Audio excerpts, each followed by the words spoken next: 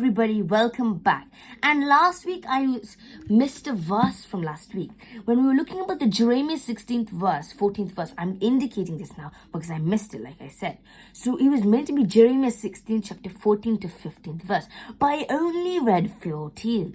So to make up for this, I'm going to read both of the verses and explain it now.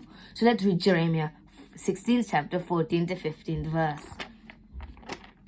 So it says, "However, the days are coming, declares the Lord, when it will no longer be said, as surely as the Lord lives, who brought the Israelites up out of Egypt, but it will be said, as the Israelites up out of the land of the north, and out of all of the countries that he brought them out, where he had banished them. For I will restore them the land, though I gave their ancestors."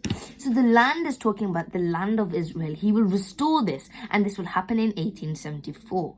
And then the prophecy in here, it's saying it will happen day by day. The days are coming.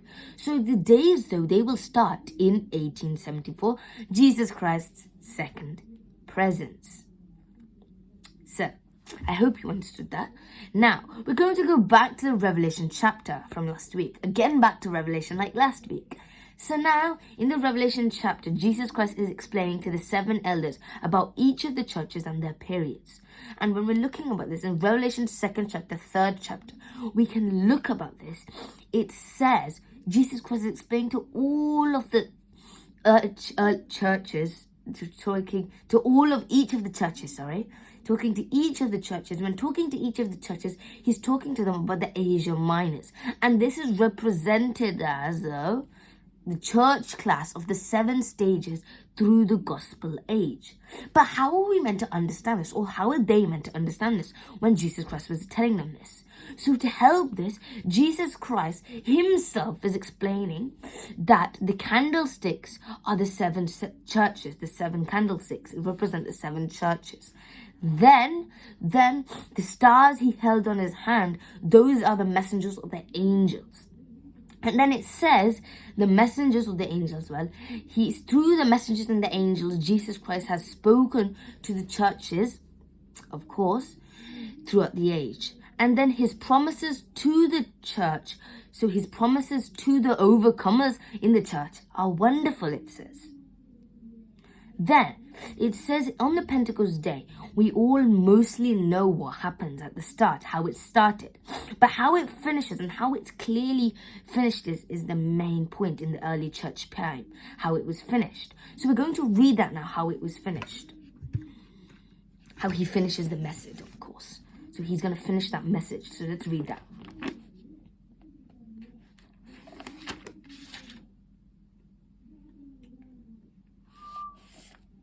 And sorry, I forgot actually. We had to read a verse, of course, so I'm taking the Bible. So we're actually meant to read Revelation 2nd chapter 4th to 7th verse. Sorry for that, but yeah. Revelation 2nd chapter 4th to 7th verse. Okay, here you go. It says, "Yet I hold this against you. You have forsaken the love you had at first. Consider how far you have fallen. Repent and do the things you did at first. If you do not repent, I will come to you and I will remove your lampstand." So from this, I think most of you would understand what the lampstand is. It's the lampstick we talked about, which is representing the 7 churches, the one of the churches. Then from its place, but you have this in your favor. You hate the practices, of the Nicolaitans, which I also hate. So that's a good point for them. But then he says, "Whoever has ears, let them hear what the Spirit says to the churches. To the one who is victorious, I will give the right to eat the fruit from the tree of life, which is in the paradise of God." So we can see a very important verse which is talking about saying, if they have ears, let them hear. And it's giving us a clue that the message that the apostles had said then is saying that he's not back at the period of even the first church period. He's not even back. So we can see that he's not even back at the first church period. It's saying this here. He's saying, if whoever has ears, let them hear. So now we can see the apostle's message is right, since he's not back at the period of the first church period. Okay? Clarified? Well, that's all for today. See you then next week, of course. Bye.